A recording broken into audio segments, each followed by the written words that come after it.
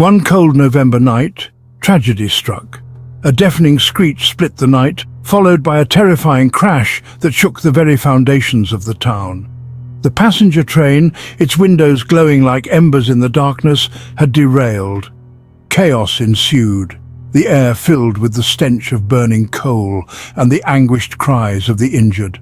Townspeople rushed to help, their faces illuminated by the flickering flames of the wreckage.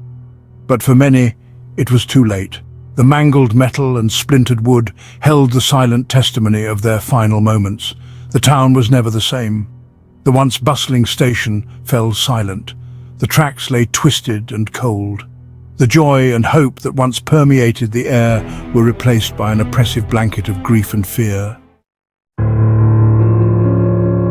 Years passed, and the railway station stood abandoned, a haunting reminder of the tragedy.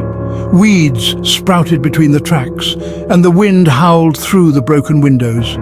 The townspeople avoided the place, their whispers carrying tales of strange sightings and eerie sounds.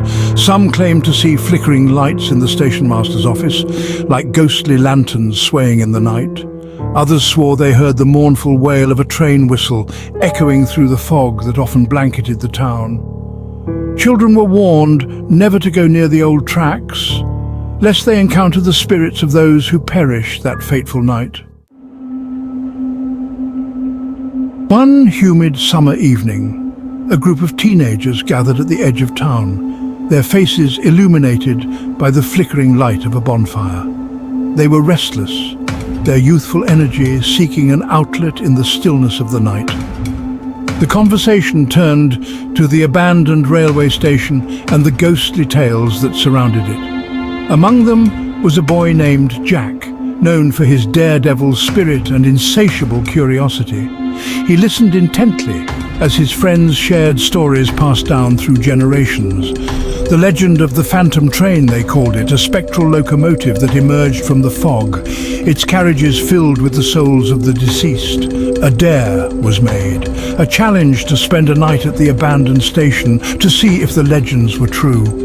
A shiver ran down Jack's spine, a mixture of fear and excitement. He knew he couldn't back down, not with everyone watching.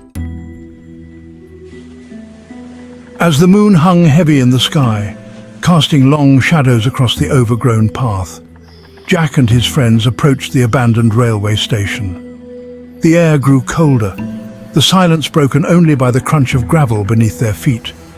A thick fog rolled in, cloaking the surroundings in an eerie white veil. Each step was heavier than the last, their bravado from earlier slowly replaced by a growing sense of unease. The old station loomed before them, its silhouette barely visible through the dense fog. The wind whispered through the broken windows, sounding like mournful cries. Jack's hand trembled as he reached for the rusted handle of the main door. It creaked open, revealing a cavernous space swallowed by darkness. The air inside was heavy, thick with the smell of decay and the weight of forgotten memories. Suddenly, a low rumble echoed from the distance, growing louder with each passing second. The ground vibrated beneath their feet. Jack and his friends froze, their hearts pounding in their chests. Through the swirling fog, they saw it. A spectral train, its headlight cutting through the dense white mist like a malevolent eye. The engine, a hulking behemoth of iron and steam, seemed to glow with an ethereal light.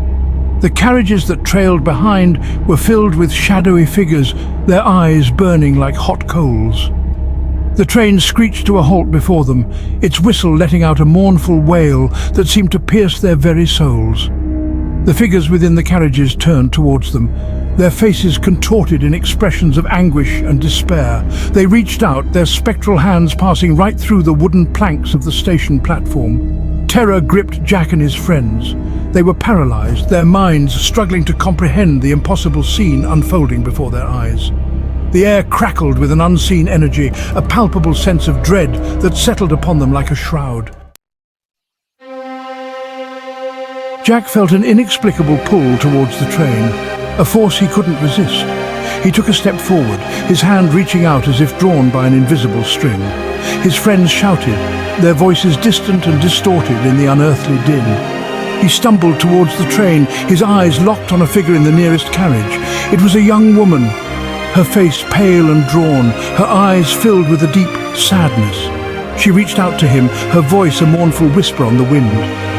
Jack stepped onto the train, disappearing into the swirling mist within the carriage. The doors slammed shut, and the train lurched forward, its whistle screaming into the night. Then, as quickly as it appeared, the phantom train vanished, leaving Jack's friends standing in stunned silence on the platform. The following morning, the townspeople found Jack's friends huddled together on the steps of the old station, their faces etched with terror. They told their tale, their words tumbling over each other in their haste to explain what they had witnessed. But their story was met with disbelief and skepticism. Jack was gone, vanished without a trace. Some whispered that he had run away, unable to handle the guilt of the dare.